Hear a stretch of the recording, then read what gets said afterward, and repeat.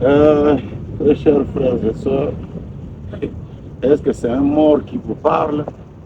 Est-ce qu'il est sorti de la tombe pour vous parler? Parce que des frères ont perdu la paix et la tranquillité. On leur a dit que le pasteur du Foko est décédé, il est mort.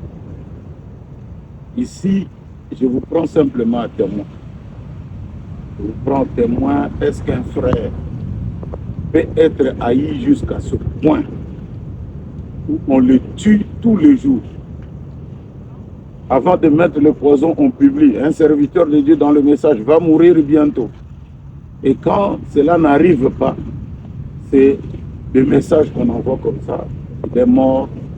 Nous sommes aujourd'hui le 5 janvier 2026. Et nous sommes, je crois, à 8h17 en ce jour. Donc, il y a des frères qui m'appellent de tous côtés. Je crois que si on mourait, c'est notre chemin, nous tous. La mort est inévitable.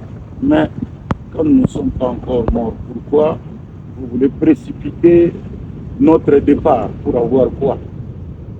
Vous comprenez que c'est toujours ce genre de cabale, ce genre de personnes qui sont loin des démons et des mauvais esprits. Ma mort vous donnera quoi en retour? Si j'ai quitté, vous aurez quoi en retour? Et au-delà de cela, c'est tellement diabolique que quelqu'un qui m'a vu hier à l'église, j'ai parlé, il m'a vu vivant, en bonne santé, mais tout d'un coup, quand une nouvelle comme ça vient, il commence à douter. Il doute, est-ce que tu es vivant? Bon, je ne sais pas si on peut poser la question à quelqu'un, est-ce que tu es vivant ou tu es mort? Je ne sais pas tout. Mais nous sommes encore là. Le Seigneur nous garde. Ou soit ces gens-là veulent vraiment de notre mort, ils mettent le poison, vous survivez et ils envoient maintenant de nouvelles. Comme ça, de partout, les gens n'ont pas la paix. Mais il y aura d'autres personnes qui peuvent même faire des crises, qui peuvent mourir, parce qu'ils aiment leurs frères. Pour moi-même, le téléphone et tout ça peut même te créer aussi des psychoses. Ou alors, c'est des gens qui veulent tergiverser l'information. En fait, nous, on s'attend à ce qu'il y ait des explications. Il y a des prophéties qui ont été données. Nous voulons savoir qu'est-ce qu'il en est de ces prophéties qui ne se sont pas accomplies. Mais du coup, il faut qu'il ait décédé. Il n'est pas de ma famille, il n'est pas de mon église, on sait d'où il sort. Et ça parle comme ça et ça se relie. Comme c'est diabolique. Donc même la vraie information, quand vous la donnez, les gens ne vous croient pas. Il y a des gens qui me demandent si je ne suis pas mort, si je suis à l'hôpital, si je suis à la maison et tout. Bon, je ne sais pas. Maintenant, nous disons à quelqu'un qui ne veut pas croire, bon, tu peux déjà commencer à faire ton deuil. Hein. Tu peux pleurer et tout, et tout, et tout. Parce que je crois que même la vidéo que j'ai faite, il y aura toujours des gens. Comme nous avons déjà l'intelligence artificielle, on dira peut-être c'est un montage d'intelligence artificielle.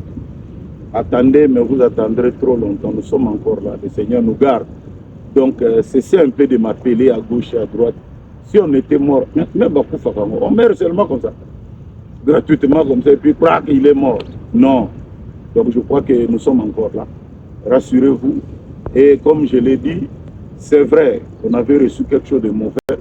On a fait des examens, c'était avéré que c'était positif. On a pris des médicaments. Quand on a refait les examens, cela s'avère être maintenant négatif. Donc, par la grâce de Dieu, nous sommes très, très, très bien. Que le Seigneur vous bénisse richement. Pour ceux-là qui nous aiment, qui prient pour nous, un très, très grand shalom. Je n'ai jamais vu un homme qui passe près de la croix et reste le même. Quelque chose doit se passer.